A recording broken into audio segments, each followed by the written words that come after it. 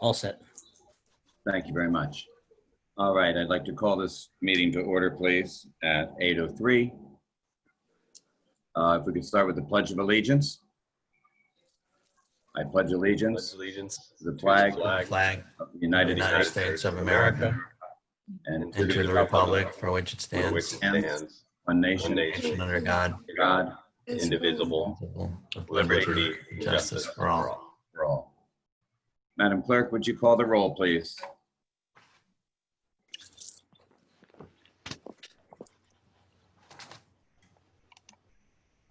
Thomas Whitmore, Here.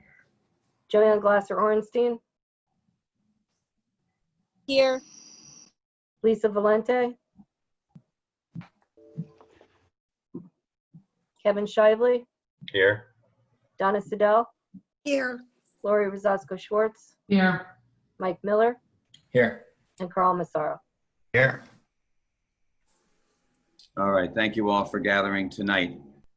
This is really more of an education of an organizational meeting for our education committee so that we can begin to move forward. It is my understanding that the audit of the Board of Education is still not complete. It will probably be another, I don't know, 4 to 6 weeks perhaps, until they are ready to present their report to the town council. So it's just an update and official, so we know where we stand with that currently.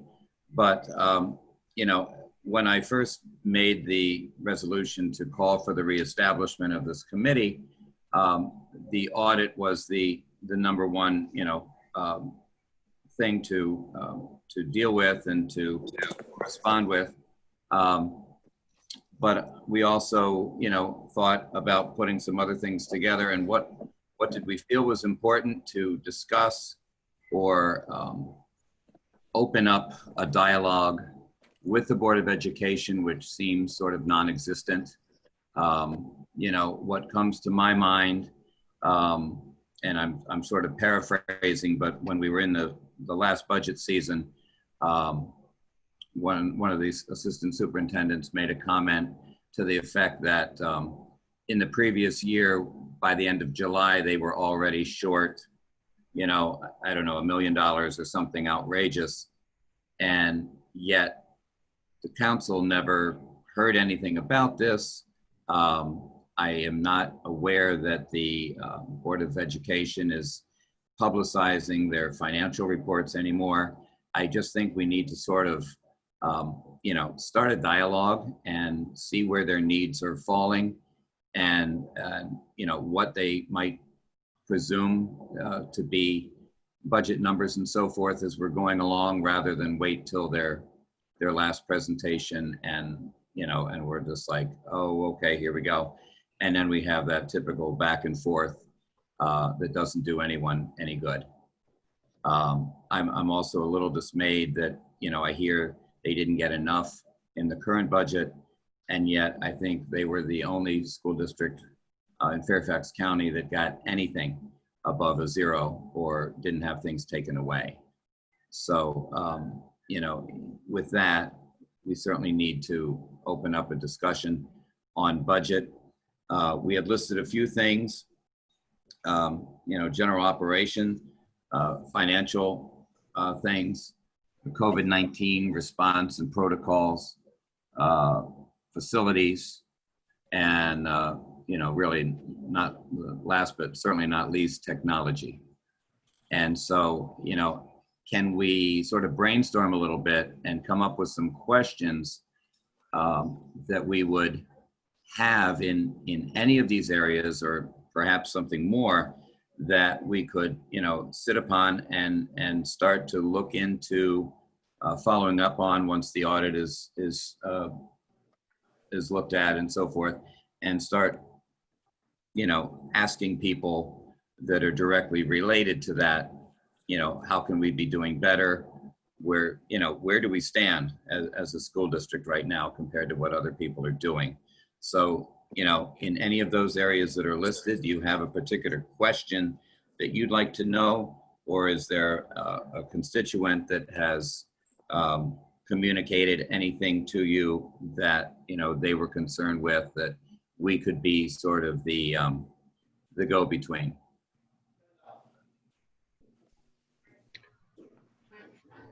Bill, this is Joanne Glasser-Orenstein. I have just two, I guess, comments that I'd like to make. One is that I understand that as far as COVID-19 is concerned, that there may be a question of whether there's been enough PPE supplied to the schools, to the teachers and to the classrooms. So, where does that fall in this agenda, if it does at all? But, that's a concern I know that people have. Where is the budget for that? Or where, just in general. And then my other comment, or I know that we don't have purview over the Board of Ed or the administration in terms of things like curriculum, but in light of the fact that we have our committee that we're forming, looking at diversity and such, I do think we may want to consider looking at partnering with the Board of Ed and the curriculum people in terms of looking at what is on the curriculum. Like, do we have suggestions? Do we have suggestions on how to make it more equal or more diverse in terms of what we're presenting, say, in American history? And that, because I'd like to think that we could do better there. Okay. Well, the first suggestion certainly would go under COVID-19 protocols. And we are getting monies from the state and from the federal government regarding that. I've heard a couple different numbers. So I think that's something definitely to look at and see what we're getting and how that might be spent. And you're right, we can oversee a little bit, or we can suggest. We really can't tell them how to do their job. We're not micromanaging. That's not what the intention of this is. But to start this dialogue, that we just, need to be a little bit open about what their needs are in all of these areas, not just the budget. As far as, partnering with this established committee, we're going to start the diversity committee, and, I would love the Board of Ed or the assistant superintendent to make a presentation to us about what they view as diversity in our curriculum, and let people decide if it's enough or not enough, or too much, or whatever it is, and just who is it really addressing. I think, rather than saying it's not happening, let's see where it is happening in, K to 5, 6 to 8, and 9 to 12. And is it, most importantly, is it a, consistent message being sent through the K through 12? Mr. Chairman? Yes. This is Kevin Shively. I have a couple of questions, but also maybe a couple of suggestions that I'd like to just put forward for the committee to consider. First of all, as far as the audit is concerned, this is something that obviously the town council has asked for and put forward, and it is the purview of the town council. Is there any intention or desire to have as the audit is prepared and ready to be presented to the town council, to have that audit be brought to this committee as a part of that process, or I'm just trying to figure out is there an intent to have this committee be a part of that overall process? It'd be my intention to hope that it comes to us first, and so we discuss that and look at it, and then come to the full council. Right. I would also be in support of that, and I'm just, that's one of the reasons why I wanted to ask that question, to make sure that we're all on the same page in that respect.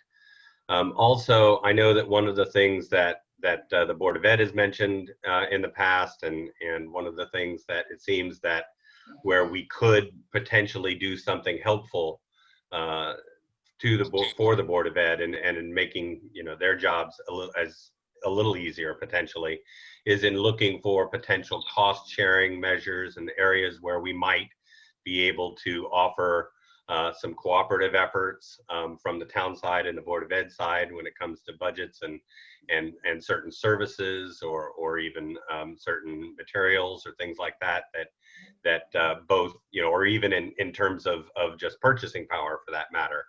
And, you know, so I think that would be another area potentially where we may be able to be helpful and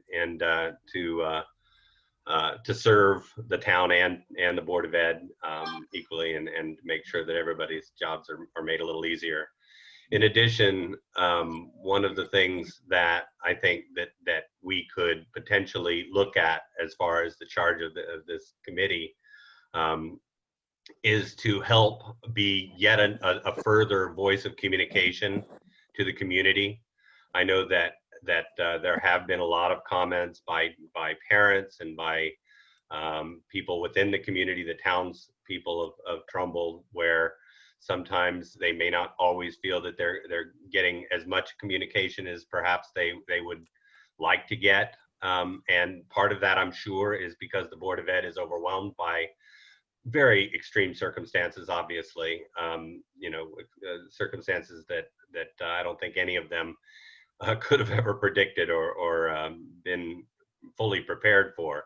But all the more reason then that we as a committee could serve in that role to try to also be a further voice of communication in both directions, right? From the community through to the Board of Ed, and also in helping the community understand the efforts of the Board of Ed and all the things that they're trying to do for our teachers and for our students. So as far as suggestions, I think those are a couple of things that where this committee could be very helpful and very useful in terms of serving.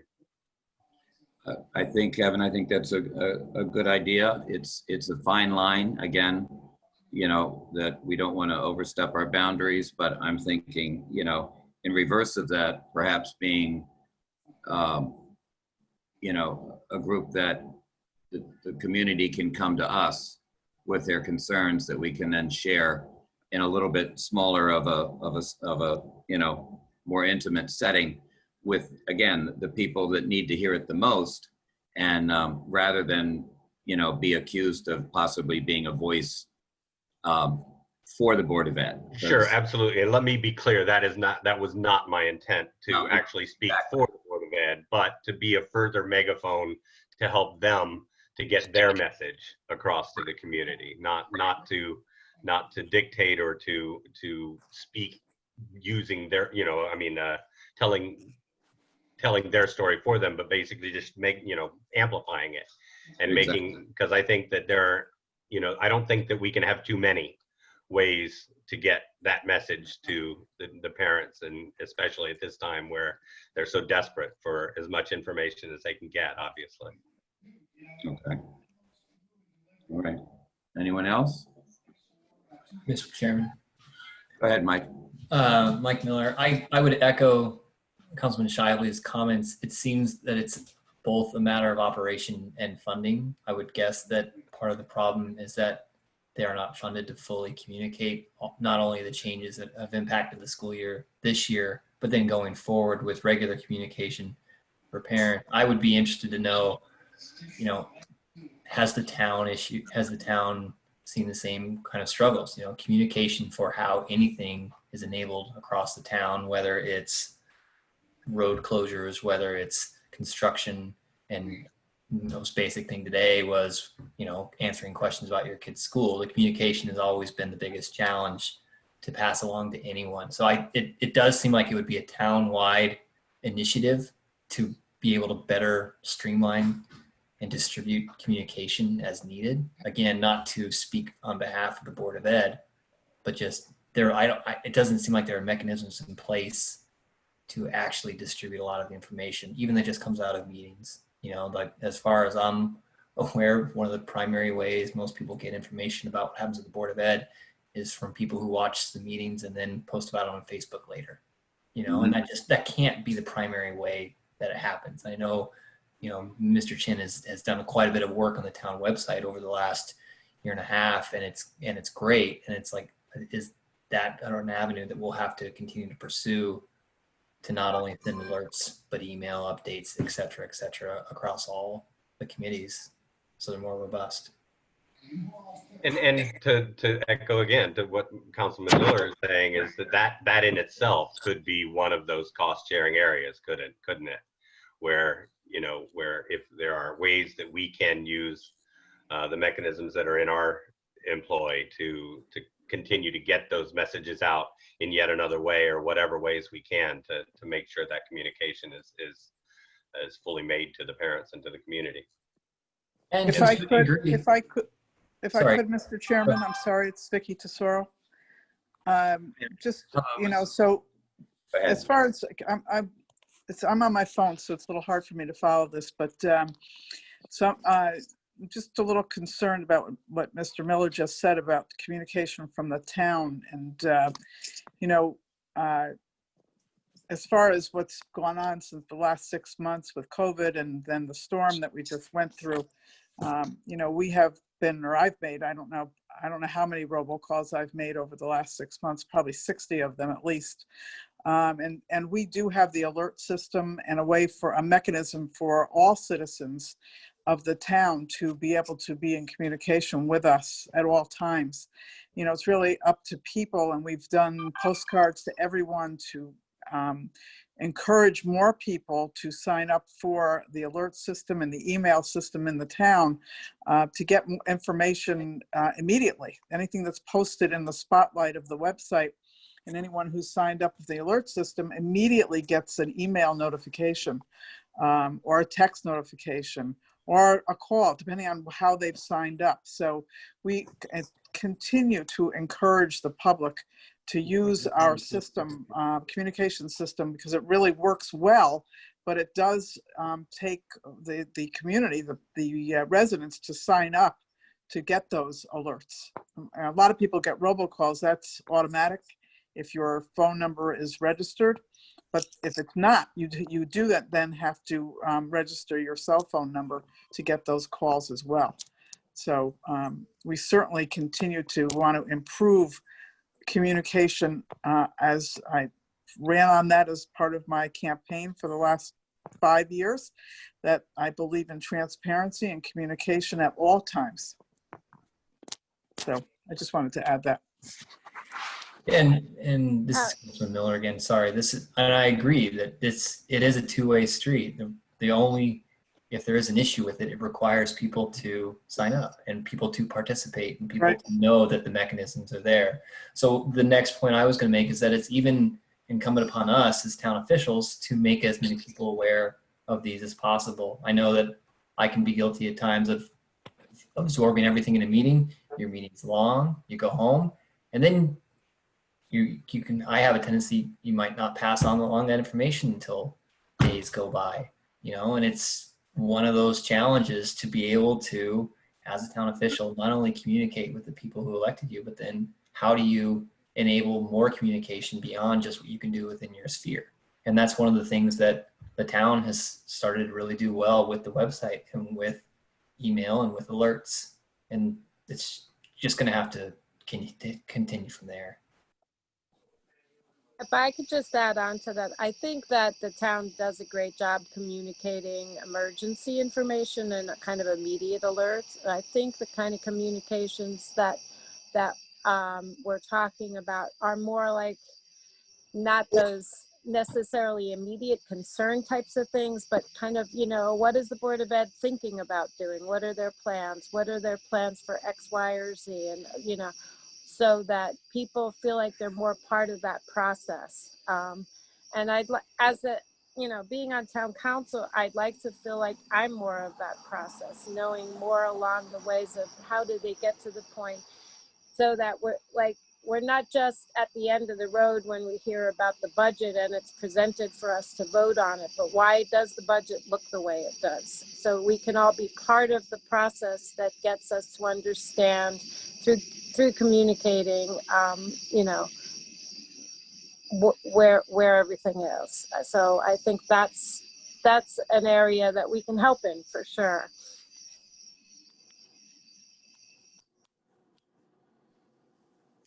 I know that the Board of Ed has made moves in transparency in many different ways and so forth, and there are these monthly reports and things out there. However, when you're being transparent and yet you're finding a deficit like we had in the last budget, there's just a disconnect there. And that's where we need to come in and figure this out again, so we're not so surprised when it really comes to the time. I think if we don't already, make a point of some representative of this committee making sure they're attending the Board of Ed meetings. I mean, I'm more than willing to do those as well. That we just always have somebody that, you know, knows what's going on, you know, bi-weekly and so forth as they meet, and just getting a grip on what we need to do to let the schools excel to be what they can be. So we addressed COVID a little bit. We suggested we adjust the audit, partnering with curriculum for diversity, potential cost savings. Anybody have thoughts on facilities or technology? So I would throw one thing out, just not that I really have anything specific to offer in terms of an opinion or an action item necessarily, but just to make sure that we're all aware of it, because I'm not sure that everyone is. There is one aspect of the Trumbull Board of Ed that in technology and facilities both actually that I think very often we think is the town, and that's Trumbull Television, Trumbull Community Television, TCTV. That is technically a part of that's under the purview of the Board of Ed. And so just to remind everybody of that, but even though it has really taken on a lot of the responsibilities of a full, PEG, government channel, it's really an education channel primarily and initially. So there may be some other areas where there might be some crossover there that we might have opportunities to take a look at, and maybe we talk with their committee as well, just to try to make sure that their service to the town, because they've really over the last several years in particular have really ramped up the amount of service that they provide to the community that's well beyond the purview of the Board of Ed as well. So and if there are other opportunities, even to the point of grants or other funding opportunities that as a council we could go after, being aware of those things as well is always a good thing to just kind of keep in our back pocket if we can. And to the other possibility of outreach, I don't think it'd be a bad idea to meet with our state representatives and tell them our concerns as far as some of the mandates and things that keep getting pushed upon the schools, and yet there's no funding to follow up with them. And maybe getting them and supporting them to help us make sure that we get the money that Trumbull's deserving of.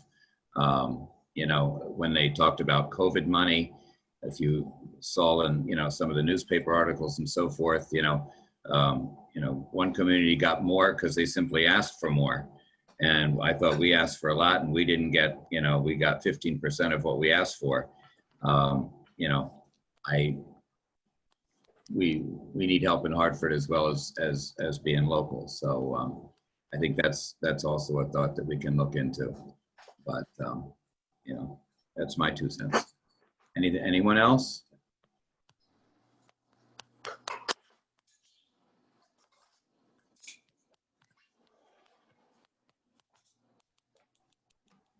Vicki, are you talking? Because we're not hearing you.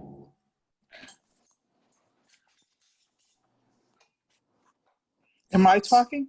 Yes. Would you like me to talk? We heard noise and then there was nothing there. Oh, no, that's just my husband. Oh, okay. All right.